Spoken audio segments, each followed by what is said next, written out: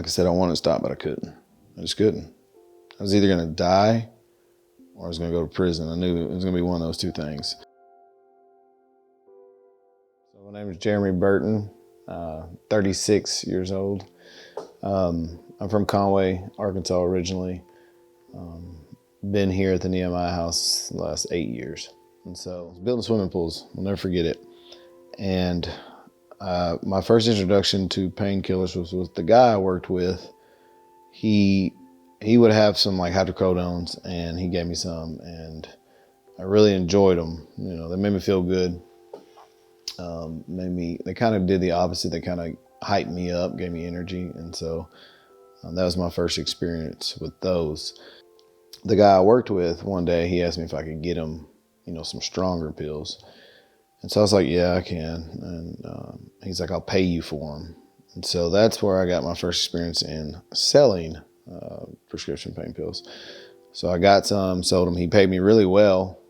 And then that's kind of how that unfolded. So then I realized that I could pay for my addiction and make money at the same time. And so I quit working I quit working construction because I'm making so much money selling. I don't have to work. Plus, this consuming everything, every part of me, of my life, consuming, going to get the drugs, selling the drugs, doing the drugs. So that whole lifestyle of a dope dealer, so to say, I'm in it. Probably 5 solid years of just straight selling pills and living that kind of lifestyle. So I was shooting up, selling, and then that was it. Couldn't stop. Wanted to stop several times. Tried to stop on my own. The withdrawals are so bad I can only go so many days without giving in. I tried Suboxone. Eventually I'd end up shooting him up, because you can still get high off Suboxone too, which is supposed to help you come off of opiates. Just got out of control. Couldn't stop selling. I wanted to. I knew that the police were watching me. Probably in 2013. I didn't care. They had cameras set up at my house. Yeah. So everything that comes with that lifestyle, robbing folks, getting robbed, stealing, that I was in that deep. I just remember one night going to sleep, and I woke up the next morning. That night I had prayed. I literally prayed. I was like, man, God, I can't do this anymore. This is not who I'm supposed to be. So I wake up at like 5:30, right? As soon as I wake up, I have to take a shot. Like I either have one ready or I have to immediately. That's the first thing I do. And so I did that. It's like 5:30.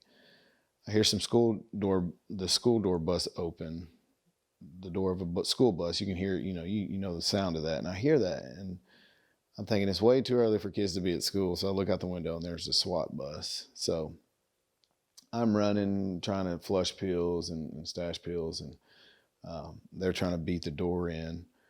I have it geeked up a lot because I was doing meth as well. Those go hand in hand, I imagine.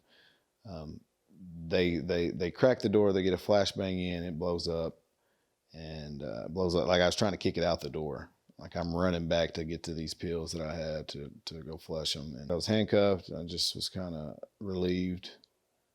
Like, this is finally over. It's finally over. I'm on a federal indictment, like Fed time, federal prison, looking at 20 years. And they just tell me to leave, that I have the day to be free, but I have to be back. I'm like, what? So I call my mom. She shoots up from Conway, comes and gets me. Luckily, the director at the time, who this was his desk, he agreed to see me. So she came and got me, brought me here. I sat right there in that chair, and just remember just wanting a different life, and they accepted me that day. I still had to go back to jail, but I was released like 4 or 5 days later to come here. So I graduate this place, and they offer me an intern position. And so I stay here, and I still have this case going, right? I still have to face this, what I did. I had made my mind up. It didn't matter whether I went or if whatever happened, I wasn't going back to that life. I don't know how long later, the news come, they wanted to sit down and do a story on my life and where I was at. And so they come and they run their story, and it's shown, on the local news here. And I get a call literally the next day from the prosecuting attorney. And she calls me up. She says, "Hey, we want to meet you downtown." So, okay. And she says, "Hey, this hardly ever happens. Rarely have I seen this ever happen. We're going to drop all your charges like it never happened.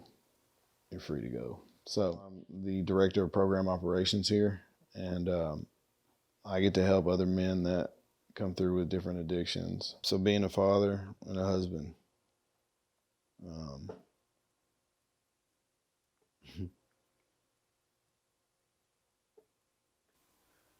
that's the greatest gift I have right now.